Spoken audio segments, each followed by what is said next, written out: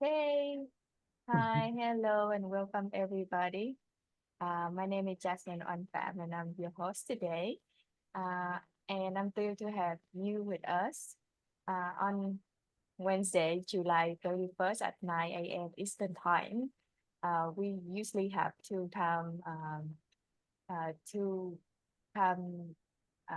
sets. Well, we usually have two options for everybody to pick, either on Wednesday morning or Tuesday evening, depend on where the guest location is and what time they are available. So today we have Shiri, who's here with us. She is a wonderful friend that I know her from the MA in Happiness Study program. And about 13 years ago, she discovered Dr. Tal Ben-Shahar, who is the most popular teacher in Harvard because his positive psychology was the most popular course in Harvard back then.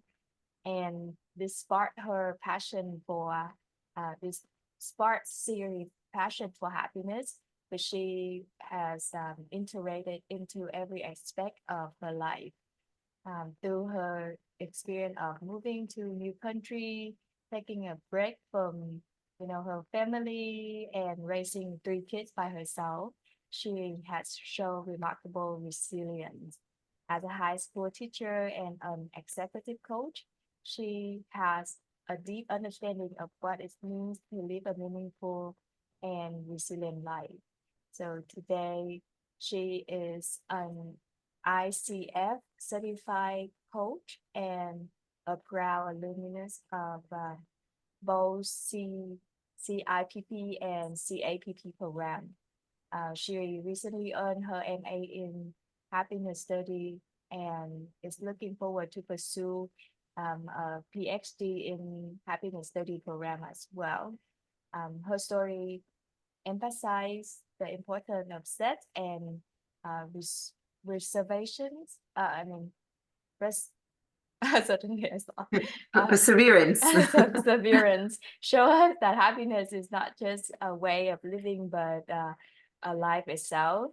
So please welcome Shiri and let's listen to her story and learn more from her. Hi, Shiri. Uh, so where do I start? I know. I mean, Um, like, hi, everybody. so I think that I will start with how I met Tal for the Okay. first time. And it was about, as I said, 13 years ago. So I moved from Israel to United States about 20 years ago. And I remember myself like sitting, my kids were really young. Back then I had two.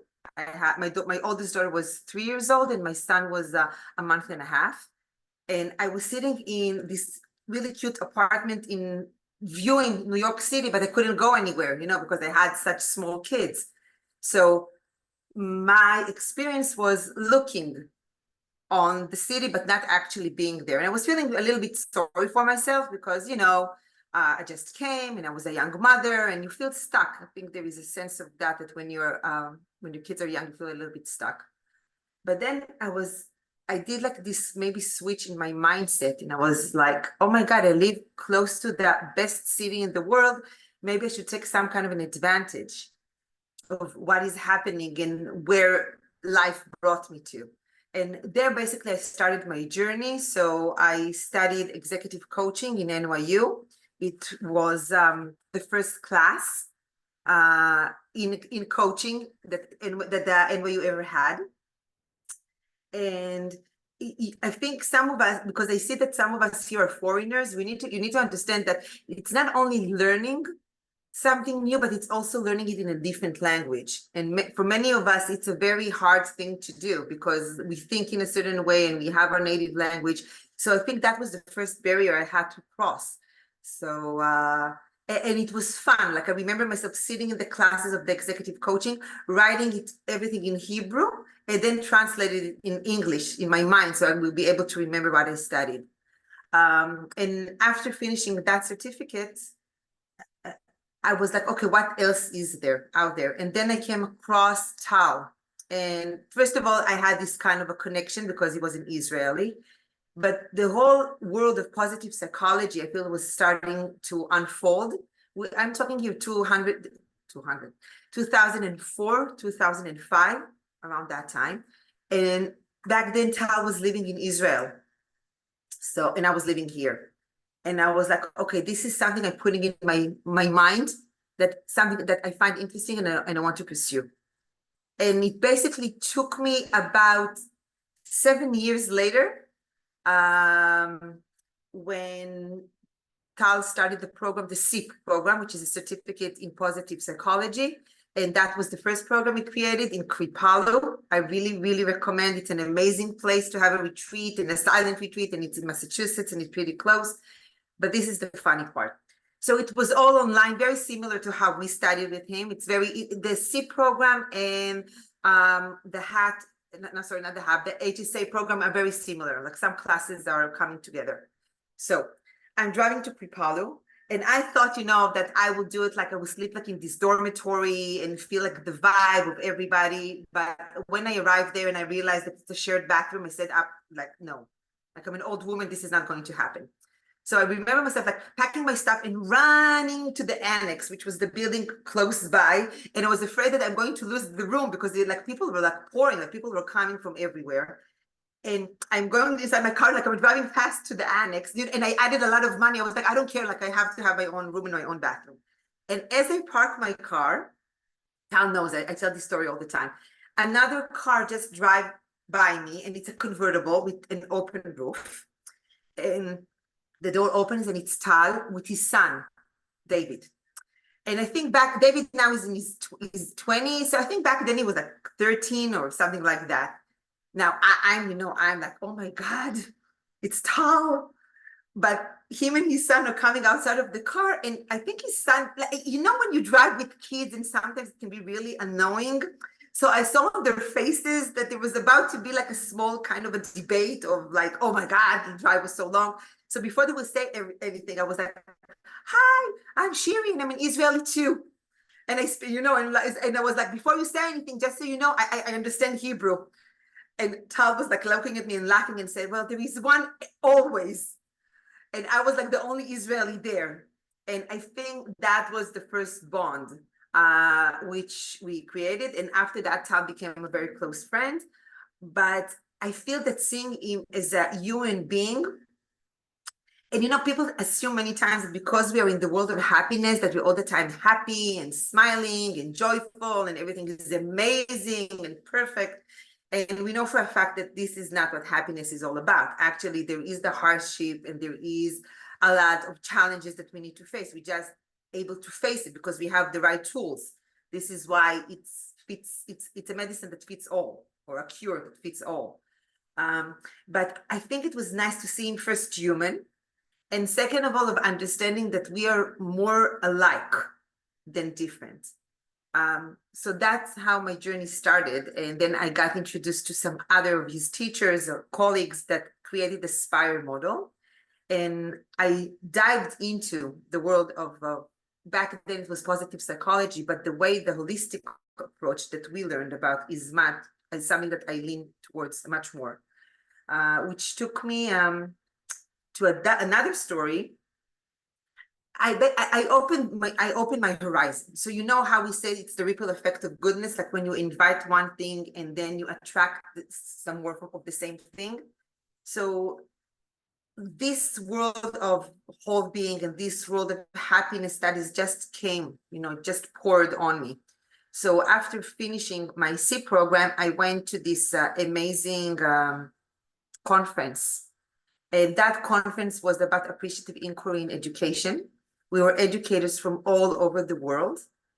And, happy people are happy people. So we had gratitude and we had games and we were sitting in round tables, appreciative inquiries about taking like the most crazy idea that you have and make it substantial. And it was about education. That is something that is very close to my heart. Martin Seligman was there. He came outside of the bathroom. I was stalking him. And like when he was sitting outside, I was able to sit with him with other 5 students, and he was just talking to us. We had like this one-on-one conversation. So the thing is, like, you invite these kind of opportunities to you. But the best part that was in this conference, I think we were like 700 or 800 people. And the main prize was winning a CAP, a certificate applied in positive psychology, which is a program that one of Martin Seligman's students created. Emilia, I forgot her family name, but her name is Emilia. And that was like, so you got like in the conference, they did like this different kind of lottery of winning books or winning dinner, sitting with Martin Seligman for dinner. But as I said, the main prize for all the people that came to the conference was prepaid, a whole certificate. And I got it. And it was pure luck. But I feel that was the moment when I realized that this is my call in life. Like there is a reason why I attract these kind of things. So I studied PERMA, which is Martin Seligman approach. We have Spire, Martin Seligman, it's PERMA. And in a way, I have like this kind of holistic point of view of it's like, but I think I invited it. Like I feel like when you open your mind and you just say things, like they come to you. And PERMA, it's very nice. So it's very nice idea, and it comes together with SPIRE. So if SPIRE, it's about spiritual and physical, intellectual, and relational and emotional. PERMA, it's about, the P stands for positivity. The E stands for engagement. The R is relationships, relational. The M, it's for mindfulness, meditation and mindfulness. And the A stands for achievements. Okay. And it's all came together very, very researchy. So as I go through life, it's basically, this is where I always go back to. My core in my life is going to all these things that I learned about, because it's not only learning about it, but it's also a way of living. And that's what I always say, like, you can't study positive psychology or study happiness without actually practicing it. And in my life, I went through different kind of challenges. So my husband and I separated very amicably. And part of the reason why we separated so amicably is thanks to studying about happiness. Because if you ask me, I feel that it teaches you about shifting away from your ego, thinking before acting. So you're not being very vindictive, because remember, like, all the emotions that we have that are very raw, they're there to protect us. And I did like this talk about Inside Out 2. So we know that these emotions are raw. We know that anger is very strong, and we know that sadness is very strong.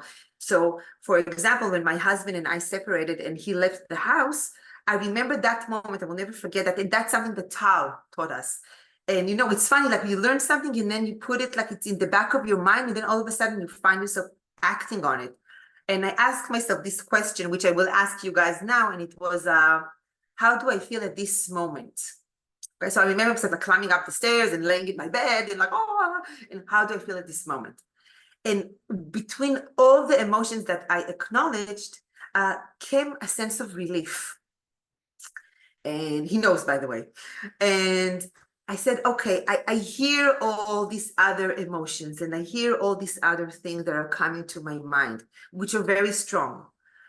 But I want to look at relief for a second, like I'm shifting my perspective. And it was extremely helpful, because I feel that everything that we are learning, bringing us to that place that we can look at this, the reality doesn't change. Reality sucks, especially now. And Jasmine, you know, you were with me at the HAD group when everything collapsed in Israel. But the idea of I can shift my perspective and see it from a different kind of angle is extremely helpful. So I feel that this is how we need to pursue life, not avoiding challenges or hardships, but having the way and the tools, which I really believe that we have, to deal with it. We need to deal with it. You know, it's not easy. So it's funny, because like people always said that we are like the cutest separated couple that they ever seen. And actually we are, like, we are very nice, although it drives me crazy. And obviously it's his fault, not mine. But the thing is that the moment it takes me to the Buddha, okay, and the Dalai Lama for that reason, it's not that you're not angry with people, you're angry about their behavior. And once you're able to see that, you can also maintain it. So I feel that in my life and the way that I'm handling different kind of things is I don't try to minimize what other people feel. I don't try to minimize how I feel, but I also try, I say it, but as I say it, it goes out. Okay, I don't keep grudge. And I feel that's something that it's really important to teach, because many times we just hold to who we think we are instead of just letting this go. So I feel this is one of the changes that studying, happiness basically gave me. And if anybody has any questions, so Yeah. taking it from there, I've been an educator for many years. In Israel, I was a guided counselor. I usually work with kids with behavioral problem and drug abuse problem. And over here, I've been teaching for 17 years an intro to psychology class.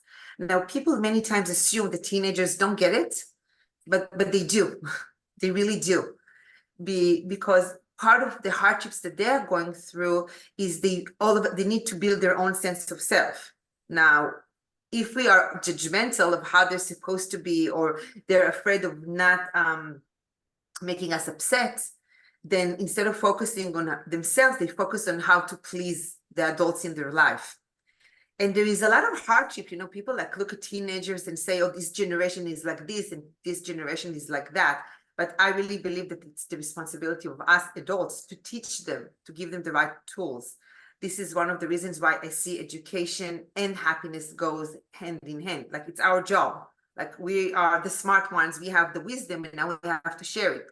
So in my point of view, learning all of this but keeping it to ourselves is something that it's unfair. It's not okay. Like, it makes me upset, because we went through this journey in order to share it with others. And because it's so wide, and because that we know that it's so helpful, this is our job. Like, we can't wait for anyone to do the work for us. Like, it's our time to do it right now. And having a few conversations with Tal about it and seeing how he sees the world definitely inspired me to try to act the same way. So I feel that one of the learning that we have is to learning from others, which I will have to hear other people, what they think and what is their point of view, obviously. It's about really being invested in other people's emotions. How are you at this this moment? I feel this is a crucial question. And so every day I try to think, how can I do that in a way that it's not invasive to people's privacy, but actually show compassion and empathy, that I care. Like, it's not that I'm out there talking about these things from academic point of view, but actually trying to live my life this way. Like, every day asking, what can I do better? How can I improve? What can I learn something new?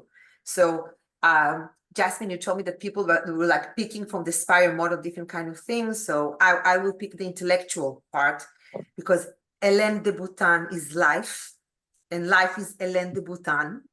He is awesome. Hélène is a philosopher. I haven't met him. It's a total intellectual crush. I don't think he even knows, but I think I say his name at least once a day. And yeah, so because and I really highly recommend. He has I would share with you in his phone, on my phone. He has an app. It's called the School of Life. It's the yellow thing right over here. And maybe now I'm getting him some more clients. But I love how many times, yeah, exactly.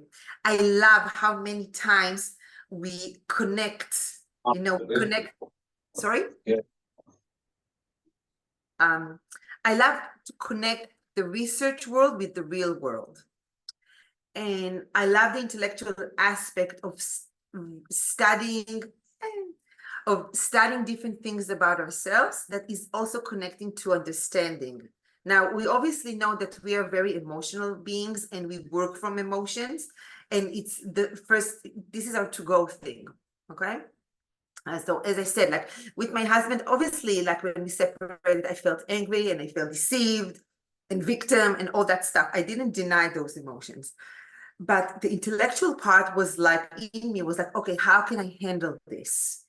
Okay, how do I let go? And many times I see when people are suffering separation, and it doesn't necessarily means, breaking up with a spouse, separating from a loved one. My dad passed away, like last summer. So that idea of separation is, how do I let them go, with dignity and without clinging? And understanding that from the intellectual point was, how do I see it? And one of the exercises that we did in the MA program, remember, we were supposed to pick an emotion and then create like an all art around it. So I picked actually guilt, because I live in a foreign country and I took my kids away from their native country. But when my dad passed away, I changed it to grief. And I'm saying he just died, and we were supposed to do like that assignment. And I called my professor, and he said, it's okay, you have time, like you don't have to give it. But I wanted to do the assignment. I felt that this is something that could be extremely helpful. So I changed it to grief, and I was like, what is grief? And I was browsing, through Googling and finding this different kind of art and this different kind of music and this different kind of movie clips or phrases. And I must say that this was one of the most influential experiences that I had, because I was taking something that I was feeling and I didn't minimize it. I gave it the space that it needed, and then I asked myself, what do I need in order to cope? And the coping mechanism of using the art and other kind of elements was extremely influential. So that is something that I always recommend, is like, take the emotion, respect it, give it the space, and then see how you can give it space and how to manifest it in other forms. And it may help me think more creatively about different kind of hard things that are happening. So when the world is unfolding right now, and I feel that we're living in really, really challenging times, I go back to art, and I go back of reading quotes of the day, or I look in the school of life and I find different kind of things that I gravitate towards. I love Taoism, so I will go and read, like a phrase, but I give it respect. Like, I respect how I feel, and I also give it the place. And that is also something I try to teach my kids and other people in my life, is own it, not run away from it. So basically, that's it in a nutshell. That's wonderful. I I really love the fact that you remind me a lot of poetry that we learned, especially I did not know your dad passed away during the time that we were in the program. Did The he what? pass a, did he pass away during the time that we were in, or that we No, he passed away like this in the summer, exactly July of like last year. With us, it was the whole thing that happened in Israel. But I feel that the groups, that's another thing, like, have the people around you that are like connected, that can give you what you need. And Casey, if you have a question. Yes. Keep going, keep going. Um, Just raising my hand for when you take a pause. Please finish your thought. I'm sorry. No, it's fine. I finished. Oh, okay, okay. Well, congratulations on being the cutest separated couple ever. That's always awesome. My former partner and I also parted with loving kindness, and I also attribute much gratitude to my studies. And like you, I am also a SIP graduate. So I started with Tal back in 2014. And at that time, I was working for the company based in Israel, Matronics, and I met Tommy and the kids at Kripalu. So, and that was an amazing experience in its own right. And I knew they had just flown a red eye, and I knew the bandwidth of their family at that time, because she was so engaged with me in a conversation. I said, Tommy, I know you've traveled all night and you're with your kids. And Oh my gosh. And she just insisted on continuing. We were having a great conversation. And I just said, these people are real. And I was just so grateful for that. And that's kind of when I knew. And then and I'm going to share a couple quick thoughts because when my wife and I decided that we were going separate ways, and in the beginning, it was more from my side. But I knew it was best for both of us. And now she understands. And flash forward, now it's been exactly a year, and our son is leaving his PhD program. Oh, my ego! I wanted my son to have that PhD, but he's not. He doesn't feel challenged, and he's bored and with where he's at with academia. And he's been offered a partnership to start a new business, which I have some expertise in. Bottom line is, so my wife had moved to Gainesville, Florida, where Jesse's at University of Florida, and she bought a little house, and it's giving her life and reason and purpose, and we're seeing her just blossom. And our daughter, we had strained relationships with her for a while, and she's an adult, both of our children are have become more credit to Gail than me because I traveled too much for work and was always busy. But our kids are part of the solution, as we like to say, and not part of the problem of society. And our daughter is a director producer out in LA, and at 27, but is struggling because since the writer's strike, things have been a challenge. So the point is, it's just great to see it come full circle. And I attribute it all to my studies in happiness, as well as I would say, which gave us the perspective of saying loving kindness. It became our mantra. Every time we were brought to the edge of a difficult, challenging relational moment that caused a lot of emotion, we just said to each other, loving kindness, loving kindness, loving kindness. It became a mantra. And but thank you for sharing your amazing story. You're obviously a good teacher. I would love to I would love to talk to you sometime about some of your I love that concept of separating with dignity. It was part, I never used that exact phrase, and I just loved it. So thank you for that little gem. And as well, I would also say that, like you said, you don't know if I can't remember his name is Alain Baton. Alain de Botton, yeah. Okay, I'm gonna now know him because I did a deep dive into philosophy, and particularly ancient philosophy, inspired a lot by Tal. And so, like you wonder if he hears you because you say his name every day. I wonder if Lao Tzu hears me because I say his name every day. I'm positive that he sneezes like more times than he even imagined, and he doesn't realize why he sneezes so much.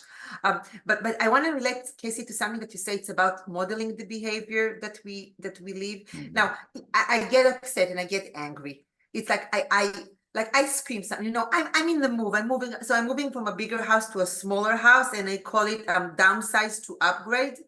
Because I think that also one of the things that we learned in the classes, it's to minimize. Like, we need people, when they ask me what is happiness is all about, and like in a nutshell, and I say, first of all, there's no such thing. But the other thing I will say, it's about relationship and experiences. It's not about possession. So the whole journey I feel that we're going through is putting, like knowing what you need to do. Now, I do get upset, but I don't get upset about the person. I get upset about the behavior. And I will give you an example. I was in the midst of packing, and packing, it's annoying. Like, you need to move and all this stuff. And I accumulated. I didn't know I'm a hoarder, but apparently I am, because I found, like, my son, like when he was 10, he's now 20, 10 years old, like soccer shoes. I was, why is I still have it?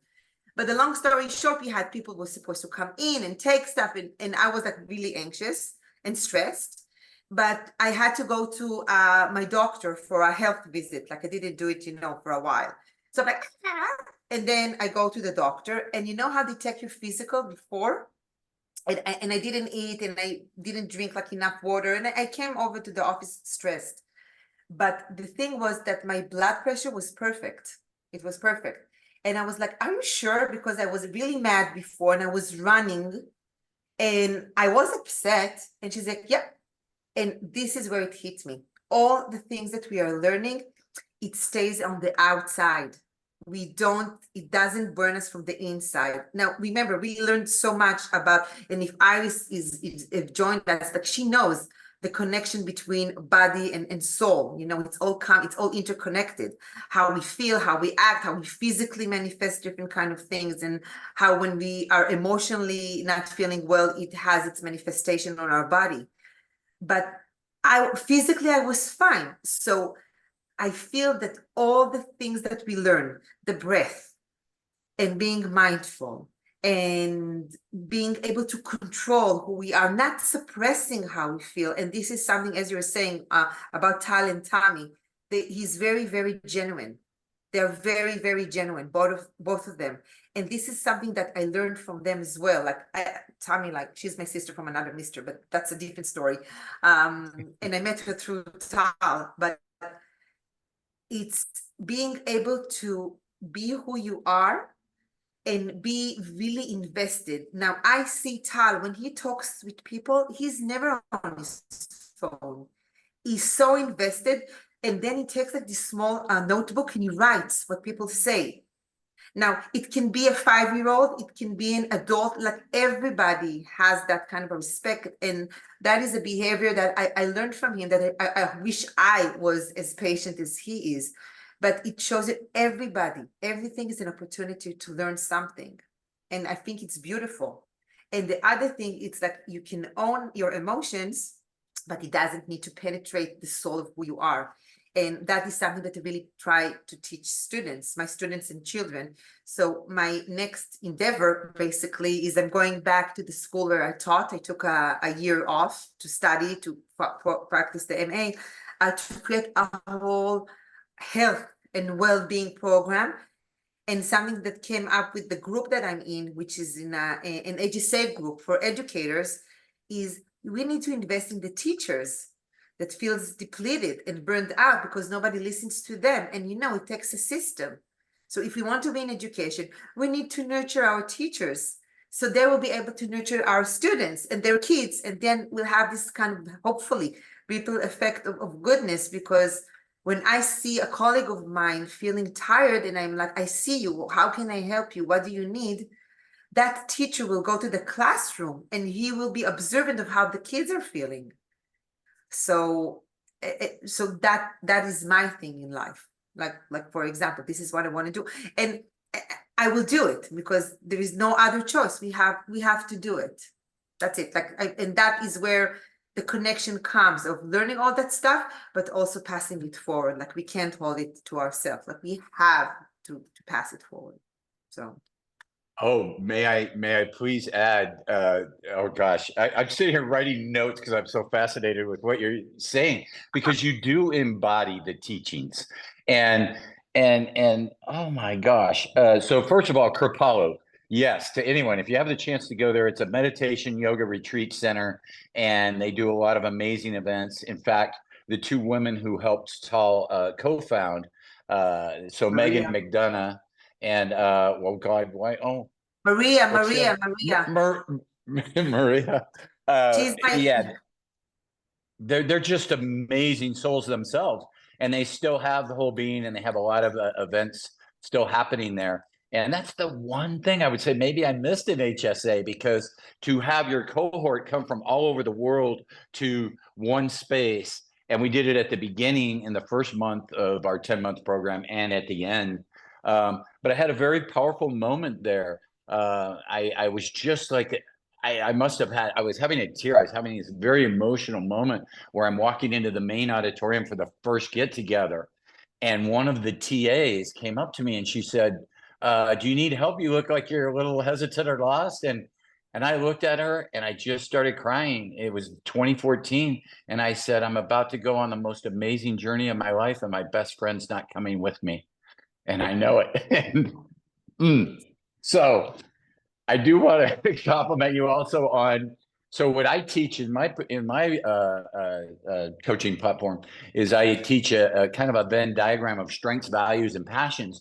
and you just scream all of those things. You're following your strengths and your values and your passion, and it's beautiful because you are aligning exactly with where you need to be and want to be, and it's beautiful to see it in other people. So I just want to applaud you with that on that. And I would say I've done the first half. I'm doing a 10-hour workshop here in Oaxaca, Mexico, where I'm currently at, with some underprivileged students. And they happen to be a core group of scholarship recipients. So there's like 12 of them. I couldn't believe how engaged they were. You said like teenagers were interested, and I could not believe how engaged they were, how polite they were, how active they were in our breakout sessions. And we're finishing next week with an assignment where they're going to do a vision board and create the best life that they dare to imagine, kind of a riff on a Ralph Waldo Emerson thing. But thank you for being who you are. Don't stop. There's Keep more, going. more doing, yeah. But I Yeah. want to add something, and this is if there are any parents there or people that work with teenagers, ask them. I did like this small thing with my students, and I will do it again. And I asked them, what do you want adults to know about you? And it was freestyle writing. It was freestyle writing. And I think I have it somewhere here, but the things that popped up was like, I want adults to love me. I want adults to hear what I have to say. How many times I try to impress my parents or my teachers, but they don't see me. I want them to give me advice because many times I don't know what I'm doing. And I feel that, and remember, we studied that in the MA, it's all about asking the right questions.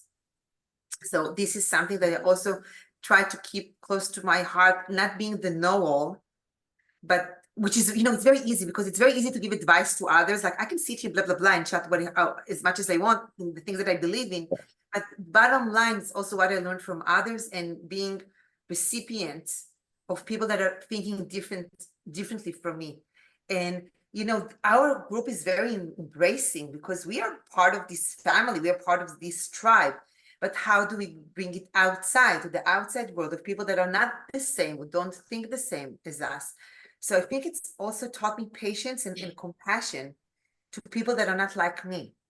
And it's especially hard when in times of conflict. And this is a whole other discussion, but when we understand that cooperation is much better than competition, then this is where the magic happens. But in order to do that, I need to be able to listen to people that don't think the way that I do. And it's hard and it's exhausting and it's very humbling. So I feel that we are very fortunate to have the time and money to invest in studying happiness. But there are people there that are struggling and suffering in a world that they don't even have the time. So our job is to bring it over there by listening to what they need and then being able to create that. So in my mind, all these startup companies and all the big companies that have, it's beautiful. LinkedIn have and happiness, and maybe that will be my message. LinkedIn, they have a happiness officer, and Google, they know exactly, and everybody knows about positivity and the research, and they have the money. So my mind is take this money that you have and invest it in communities that they don't. That is the global responsibility that we have. Not so giving these workshops, as we do it to executives, it's good, but those executives need to take it back to their own communities and make the change. This is how the change will happen. I don't want people that can't afford it do it. I want the people that can afford it give the tools to the people that can't. And it all starts with education. Why? Because I used to tell my students, and I can end maybe with this short story. Kids always have problems. Like they have problems. Okay, we all do. And I used to have a student that she used to cut herself. And unfortunately, it happens a lot, and she used to come with very long sleeves. And I shared this story many times. And I remember we were talking that the difference between emotion and action is the gap. We have a gap between the emotion and the action. Every emotion is valid. The issue comes with the action. So if you feel angry or frustrated or nothing, and you cut yourself, that is the action to the emotion. So maybe you can have a different kind of action. So long story short, I taught psychology. I used to see them 4 times a week, which is perfect. And we started every class with a loving kindness meditation, a very short one. May you be happy, may you be peaceful, may you be loved, may you live at ease. Okay, that's like the mantra. She hated it. She hated it. She used to sit there and hated it. And I was like, listen, you're stuck in my class. You want to do, you want to study psychology. This is mandatory. You have to do it. So that's one thing. Like when we have them, we just do it. I don't ask them. And I was like, you don't have to. You can just put your head on the table. Don't practice it. Don't do anything. But this is what we're going to do. This is how we're going to start every class. Fast forward, and I'm talking, she was my student about 10 years ago. And as the year progressed, she went to therapy. She met with the guided counselors. Like she took care of herself. Like the sleeves got shorter. Like her hands were showing more. But the last class, the final class was they did like a final in psychology. And I in every test I add like a question. So what are you grateful for? Like remember, I implemented all the things that we learned in the everyday classes. So what did you learn, or what are you grateful for? And in the last, in the final, which was the last class, basically, I added a question, a bonus question with 3 points. And the bonus question in the test was, what do you take from a year of studying psychology? What do you take? And what she wrote was the mantra of the loving kindness. I know. Wow. So the thing is, if we are open our mind and we just do it, and I have other kind of stuff, we don't know the effect that we have. But it's such small things, like we assume you have to do these huge things. And for example, when I tell my kids that I love them, their answer is not I love you. Their answer is I know. And that's how it's supposed to be. That's how it's supposed to be. And I fight like my son needs to pack. He's not doing anything. He's 20. I don't know what he's doing. But he's like, I'm like, we need to pack. We need to move. And it's like going for a run. Like, but the issue is that they know. They know. And I feel that each one of us that are listening, whatever, we need to feel what is the thing, aha moment for us, and then how we bring it to the world. And it's a small thing to do. And the effect is huge. That's the ripple effect. That's the sparkle, like that we create. Like people ask me, what do you do in your life? I'm like, oh, I just, I sparkle. But it's the essence of believing in what you are, and then it's easy for us. And so it will be easy to teach that for others. So that's my take. Yeah. Any Shiri, questions? I'm just gonna. I see Shilin is coming in, but I'm just gonna finish with this. Thank you. In this short amount of time, you've just positively affected my students for this coming Saturday, because I'm gonna add that question for a breakout. What do you want adults to know about you? I think it's brilliant. Thank you. And I'm going to change my meditation this week. I did gratitude and intention last week, and I'm going to change it to loving kindness this week. So thank you. Yeah. Thank you. Yes. Wonderful. Yes, Jay, my love. Shiri. Yes. Hi. Hi, Shiri. Hi. Thank you for sharing. And as you were mentioned about the compassion and loving kindness, and I just is it okay that I would like to hear you more about, because I'm on the way, because I took the training of compassion training, and I'm also like taking the certificate right now. So I just want to know what's from your point of view or from your experience, what are the difference, because I find there are so many things are like similar, but I would like to know that from your perspective or like from your angle, what are their differences, or yeah, or how like they probably like support from somewhere, and that's like yeah, so I would like to know, how do you see that with the happiness study, happiness academies, like this overall structure with the loving kindness or the compassion. Oh, thank you. So in a segue, going back to the relationship that I had with my ex-husband, you see the hard patches. Like, it doesn't happen all of a sudden. It's like one day you were totally in love and everything is amazing, and then you just decide to separate. Like, it's a very long process and it takes time. And the thing that, and because I was in this journey of SIT and the certificate, I asked myself, what do I need? What do I need? What will help me to cope? Because I see the deterioration of the relationship. And the thing is, like, you don't need to stay no matter what, but you do need to have an amicable relationships, especially if kids are involved. Like, the kids are, in my mind, the most important thing.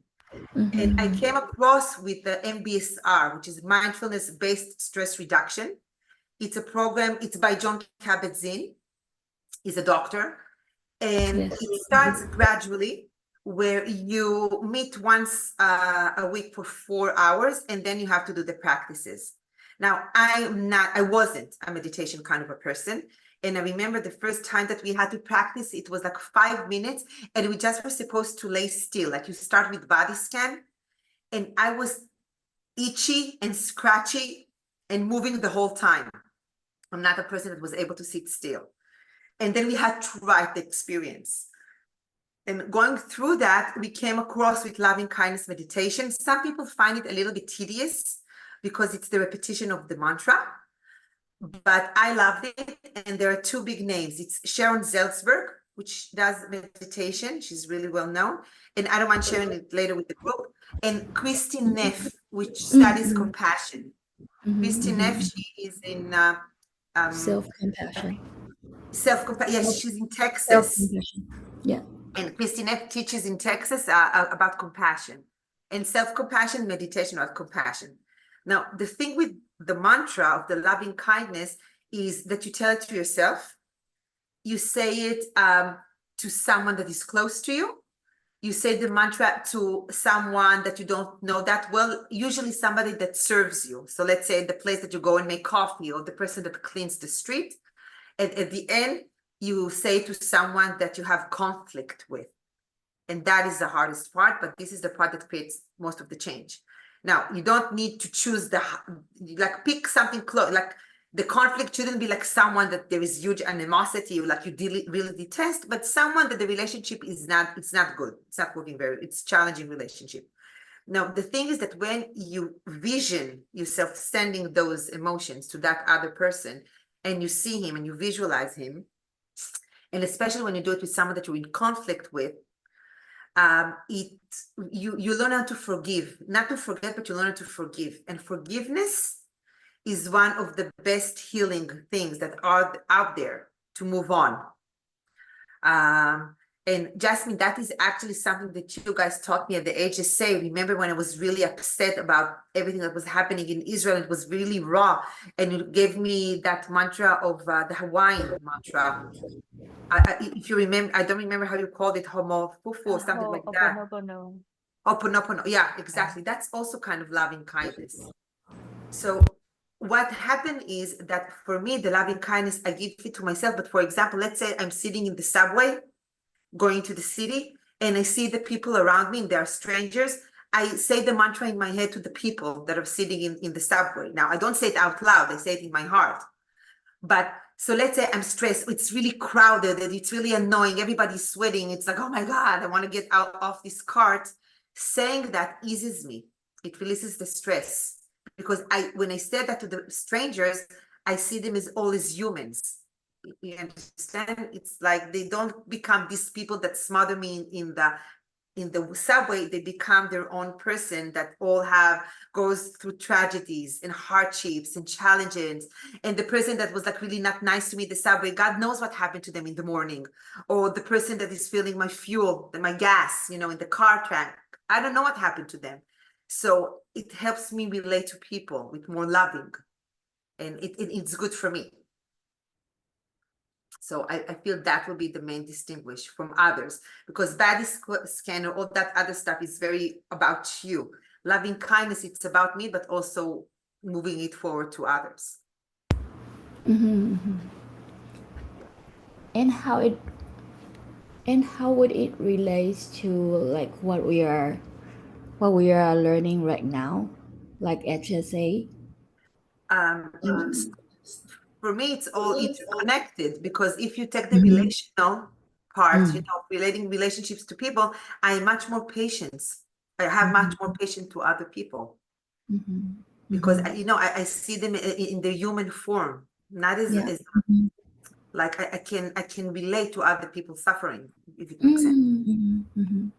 It could I like could I say it like if like when I'm angry at the other one, I will see him as an enemy.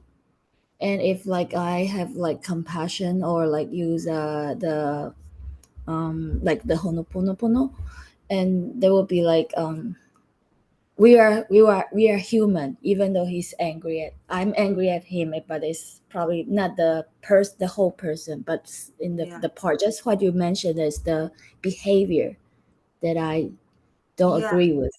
I can share with you something, okay, very Mhm. like personal to my heart, because I'm an Mm, Israeli, and when October mm, 7 happened, I was devastated, mm, obviously. mm, And I mm, was mm, really upset with the murder and the torture that happened in mm, Israel. mm, But, and this is something hard that many Israelis, it's hard for them to listen to. I can mhm, also feel compassion to babies and that what's happening in Gaza, that mm, civilians mm, are being mm, killed. Now, mhm. many times when you're so upset with someone, we are working from revenge. Yeah. And how can I hurt that other part? And Mhm, I'm human. Obviously, if my kids or I get hurt, I don't be like, I still love you. It's not like that. It's like, obviously, I'm mhm, very frustrated and I'm very angry. But I mhm, can think of ways of how we come together. I'm not like, mhm, I love you and I want to hug you right now. But mm, I mm. can share my compassion to civilians that are being hurt, even though they're Okay. like the kids of my enemy. Does it Mhm, make sense? mhm, mhm, mhm. In Yes. my view, even though Ukraine or Russia, even though there is one side that I think is more justified than the other, I can feel Mhm, compassion to the young people or the old people that are suffering through that. mhm, mm, It helps me to resonate in the world of what I want to bring into the world. mhm, mhm. I Very, see. very philosophical, but Yeah, yeah, I understand. Thank you so much. my pleasure. So Jasmine, you tell me it's been like an hour or so. Sorry for that. Um, it's like it can be from 1 hour to 1 hour and a half. Okay, But so yeah, I love chilling question a lot.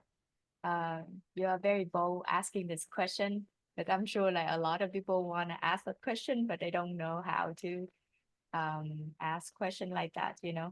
And I love the fact that Shiri mentioned about loving kindness meditation, because during the program that we learn in the MA in Happiness Studies, we got to learn a few meditation, and we got to choose which meditation, which type of meditation that resonate with us, and we can practice it.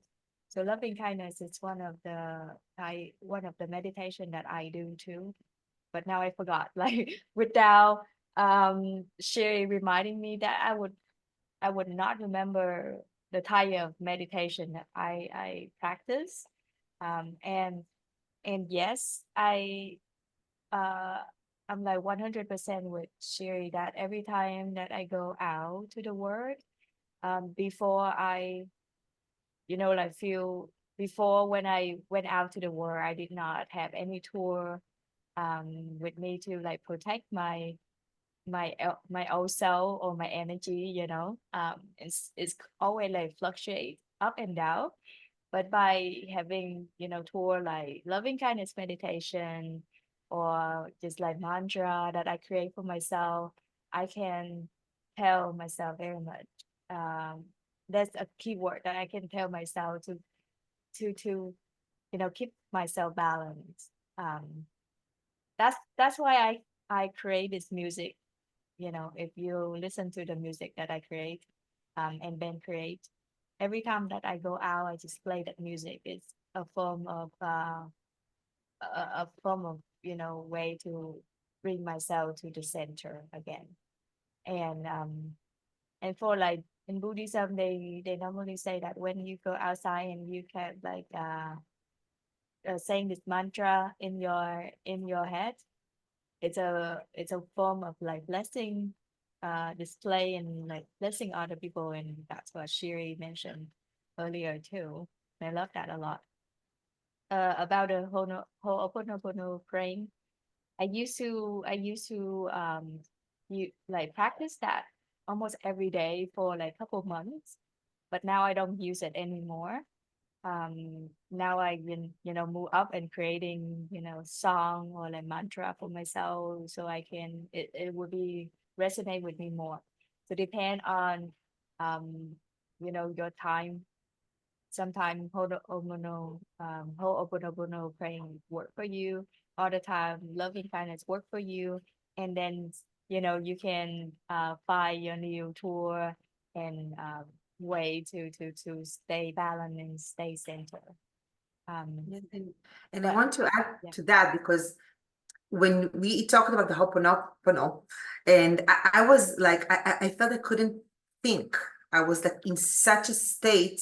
And many times we assume that only people that go through what we go through can understand us. But what I realized, and actually that is what I would like to do my PhD about. I want to explore post-traumatic growth, but I want to explore it from a point of view of how, as a community, we can all help one another. Because I was in the midst of being really devastated, but people that were outside of my world you were able to hold me. So I think this is something really important to know, that in the relationship that we create with others, we don't need, like, as I said, like-minded people that go through exactly what I went through. Or like, oh, they didn't suffer the way that I did. Or knock on wood, somebody that had, God forbid, cancer. It's like, oh, only I can relate now with people that suffered cancer with me. Like that can be one group, but there is a huge help going out and reaching out to people that are not in the closest circle. I think they can provide something that is very, very healing, because they have a different perspective and they're a little bit outside of that. And the fact that our program is so universal, from people from all over the world, it allowed me to shift a little bit my perspective. Because if I would have stayed stuck with the people that exactly like me, I wouldn't be able to grow out. But seeing that is other life, and people, all over the world went through so much hardship and mischiefs and wars and so many things. Each one of us had their story. It helps me to see the world in a wider kind of point of view, and also helps me to see how we are all connected. And that is something that I always want to put the light, like we're not that different. If we go and clean all, the mess from around us, we can see that we have this bond. So another thing that I like, and that's why I like Elaine de Boutin, because he shows us different kind of cultures. He summarizes different kind of cultures and different kind of stories and bring it all together, so you can learn from, from African culture and Eastern culture and Western culture, and they all make sense. And then you pick the things that you want for yourself. So it's like the buffet that he talks about, is the buffet of ideas, that you just create your own meal, but you can go back to the buffet and choose something else. yeah. I love the fact that you remind me about the buffet as well. Just It's because Elaine. I know I I feel like right now everybody know that she love Alain de Botton. And He doesn't love me. That's the problem. It's one-sided relationship. I pray for you one day that you can meet him in person, and Yeah, then somehow that he know. I'm counting on Tal for that. I mean, seriously, why not? We are in the same world. And I have a question that I want to ask you. So because I don't have a background in psychology, but right now we all do after graduating MA in happiness studies. So I usually explain to people the difference between psychology and positive psychology and MA in happiness studies, based on my own understanding and based on what I learned from Kyle. But very much what I explain to people is like positive psychology is like level up from the psychology, and it's different because psychology is not positive and positive psychology is positive, and happiness study is, you know, like um a leverage from those two.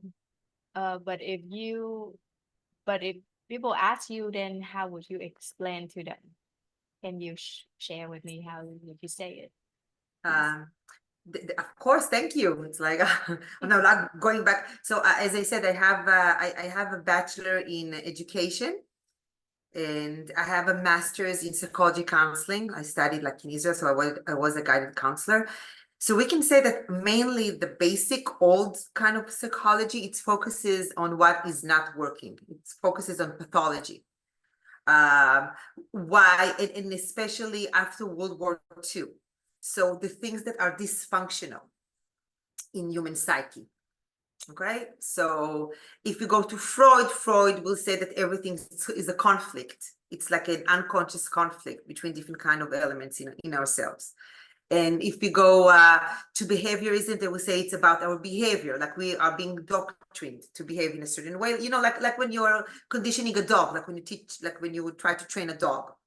And the humanistic approach, which is basically the grandparents of positive psychology, it is about focusing on what is working in the human psyche. So humanistic approach started back in the 60s, which is culturally interesting because it came from this movement of we need to make love, not war, and peace talk, and seeing a person as a client, as a whole. But you know, if someone has pathology, if someone has like different kind of mental illnesses, humanistic approach can't help. We need something more. And Martin Seligman, who was actually studying depression, that was his research all about in Penn University, back in 1998, if I'm not mistaken, or 1994, he became the head of the Psychiatric Association in the United States. And he said, I want to concentrate on what does work. Because and it was based on one of his research about helplessness. Like he was checking it with dogs, it's a whole thing, but he found that even dogs that he put like in a situation that they were felt stuck, they were dogs that didn't lose hope. So he says that the answer for depression is hope. We need to stay hopeful. Now, he created inside of psychology the branch of positive psychology. Later on, he said that he shouldn't have called it positive psychology. It was a very catchy name. That's why he chose the name.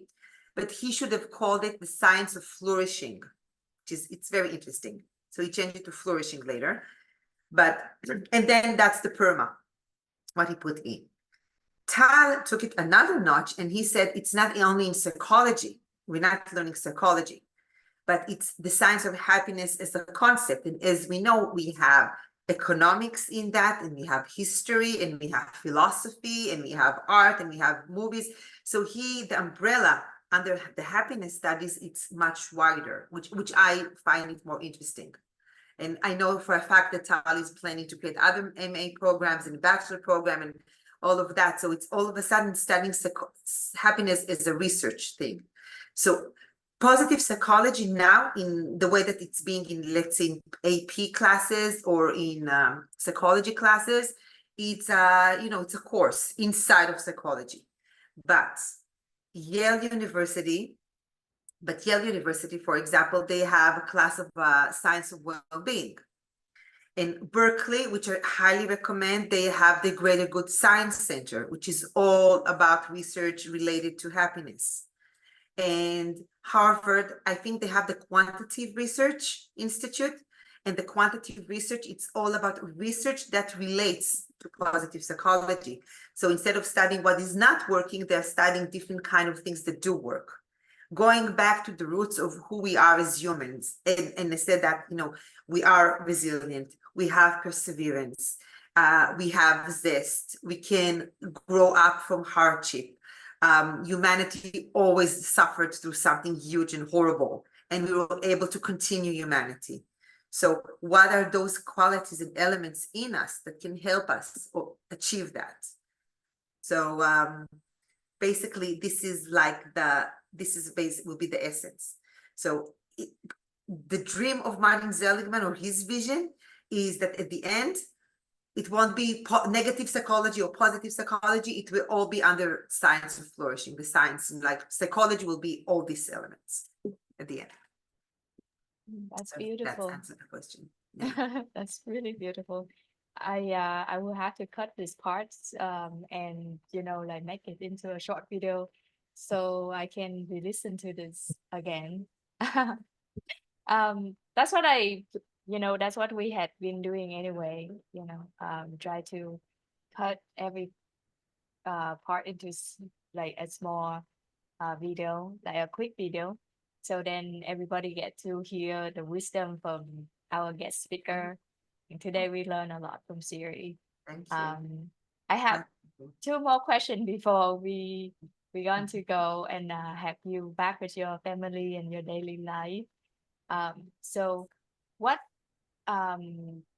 daily habit or practice do you personally follow to maintain and enhance your own happiness?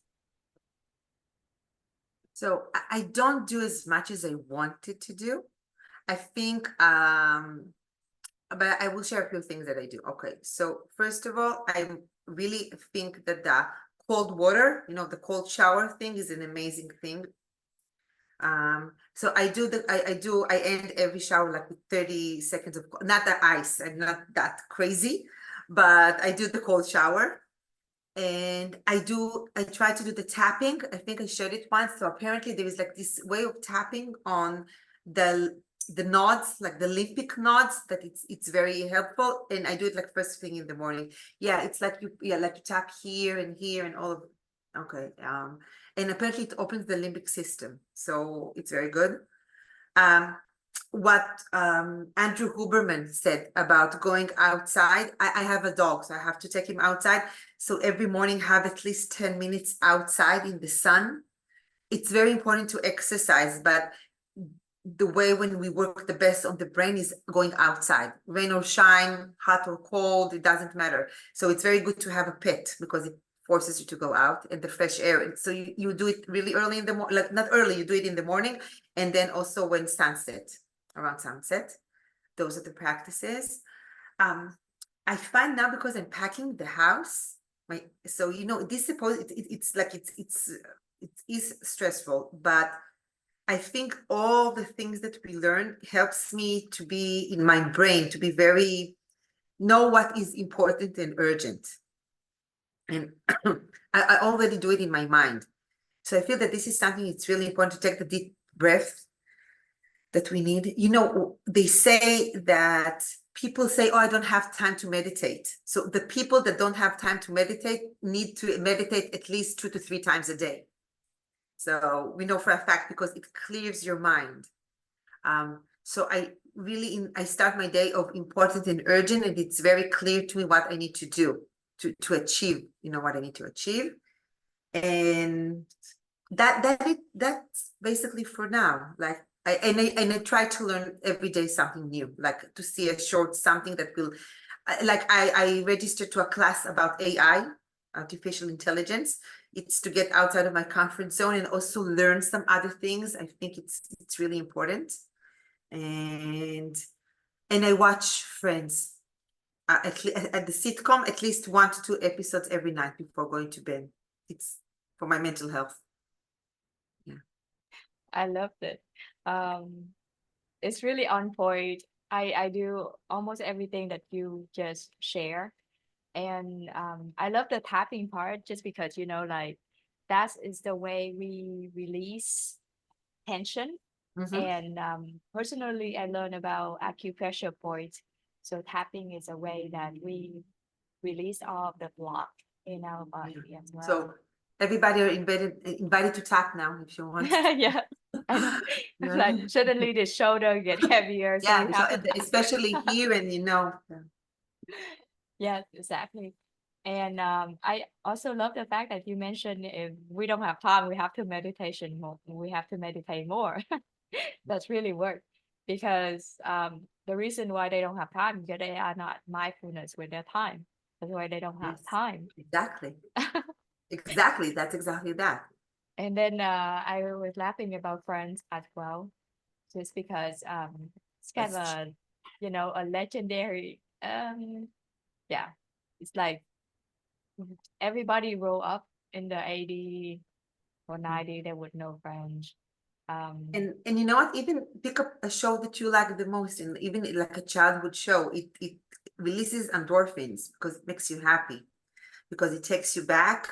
And it's also if you something you like, and remember what Tal said, the repetition. When you do something, do it again and again because you can see something different from that. So many times you'll be like, oh, I don't have time for this, but it's so good for us because it saved me, because instead of watching the news, I will end my day by watching something that is funny and that is good for my mental health. So That's awesome.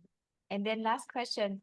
So if you can be the host and interview other student, who would you like to interview, or teacher, doesn't matter. I would say Ellen. Uh, another student. Ooh, I would like to hear everyone. It's like I need to go back. It's like we need to do like an alumni kind of a thing and listen to everyone. Yeah. I need to go. I actually, Whitney or Julia. Um, well, Whitney or Julia will definitely go like become the next guest, but not until November. But Yeah. right now she is busy with her retreat, and she Yes. will be free until November. And And so but Whitney, I miss her. I miss her too. So I know I was so I would like to see Whitney. right now, I try to connect with everybody that I talk to, or like I know I talk to a lot of people, Yeah. and it's kind of great to know everybody have been doing really well. Like Diane, she will go to the summit in Bhutan in the Oh, next couple of weeks. Yeah, amazing. I know, right? And so we all have something to do, and I'm glad that everybody find meaning in life to do and talk about the meaning in life. Earlier, Charlene mentioned about, like what, you know, why we have to do all of this, and um, one of the question I forgot, but very much it's connect to our loving kindness for ourselves. Like we have to do all of the work that we feel meaningful to uh in a way that we appreciate ourselves. That's why we have to do all of this work. Yeah. So, and it's And also first of all, and I want understand. to thank you and Ben for this platform and making us like, I'm so grateful and humbled and honored that you reached out to me, but also it's like such a nice way to connect again. And I think everyone, like in the HSA family, we are so unique because we are the warriors of love and happiness, and we are in this together. So getting to know one another is such a wonderful way because everybody has something to share and to offer, and it's wonderful to learn from one another. So Yeah. thank you so much. I really appreciate that, taking the time and the effort and doing all this. It's amazing. I appreciate you a lot, Shiri, just because for all that we know, you are very humble for sure, and you are very knowledgeable, a lot. And so for everybody to know, Sherry read every book that Tao suggests. every weekly Zoom, she was like, I just bought this book. And I know that we have a lot of book lover in our class, but I love Sherry energy. It's kind of like, when you are in the classroom and one of the student will be the Guys, outspoken if you one, like need summarize, I will it's me. I can share it with everybody. It's like, yeah. and I love her energy just because I'm not I don't have her energy, and every time I see her, I feel like, okay, she going to say something, and I'm looking forward for what she going to share. And in fact, I can manifest her to be one of my hat team, because every semester we have a new hat team. For all you don't know, like for everybody who don't know about the hat team, it's like the group of 4 to 5 students who will be assigned to be in the same group with each other and become accountability partner with each other. And so I manifest Shiri in one of my semester. It's happened like around the time that it's not a good time, but anyway, I manifest her into my hat group, and I was so thankful to learn from her. And I cannot wait to learn more from you, because I feel like you not only you can share a lot more about emotions, but also all the way and technique that we can apply in life to be more mindfulness and happy as well. I feel like you should have your own podcast by now. I feel like every one of us already done that. I don't know why you have not started yet, but you should. Well, I'm very humbled and thank you. And I can't wait to see the journey that you and Ben and Bella Luna is taking together. It's beautiful to see, how life goes on and people in certain stages in their life take what they need. It's impressive. It's beautiful. Yeah. Well, thank you so much, Casey, for being here. Thank you, Shilin and Ben and everybody, especially our lovely guest today, Shiri. My pleasure. Absolutely my pleasure. And once again, if I can invite Julia and Whitney, I will invite you to be the host. Maybe I would invite other students and who in your hat team. Then I would like to invite you to be the host as well. I feel like when we know each other, we can talk with, we can dig deep down, and we can get more beautiful talk out of it. So this is it. Yeah, we need to talk more, because there was something I talked with Tal that maybe we can do kind of like do a study group of us speaking a text and sharing it with the rest, and then having a conversation about the text that one of us chose. So like a different kind of a text. Oh, okay. Or a movie, and then we can, continue our education from one another. But Yeah. We can create a lot of kind of like podcast style. It depends on what people want to do. And yeah, again, thank you for being here with us on WholeBeing Journey. And it's been an absolute pleasure having you. And we look forward to seeing all the amazing things you will continue to accomplish and share with us. So, same. Thank you. And thank you for everybody that joined. Thank you so much. thank you. Have a good day. Bye, everybody. Thank you so much. Bye-bye.